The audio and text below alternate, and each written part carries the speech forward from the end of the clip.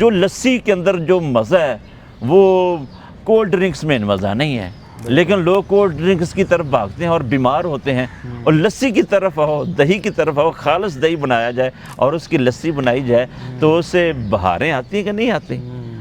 آج کرسیوں پر بیٹھنے کا دور ہے، لوگ کرسیوں پر بیٹھتے ہیں، ادھر کھاتے ہیں، ادھر کھاتے ہیں، کھاتے رہتے ہیں، اور ادھر واش روم کا دروازہ کھولا ادھر جا کے ہولے ہو کے آ جاتے ہیں۔ پہلے یہ نہیں تھا، پہلے کھاتے تھے اور جب واش روم کی حاجت ہوئی تو 3-4 ایکڑ دور جانا اور ادھر سے حاجت سے واپس ہو کر پھر واپس آنا، واک بھی ہو جاتی تھی، طبیعت فریش ہو جاتی۔ اب وہ دور ختم ہو گیا۔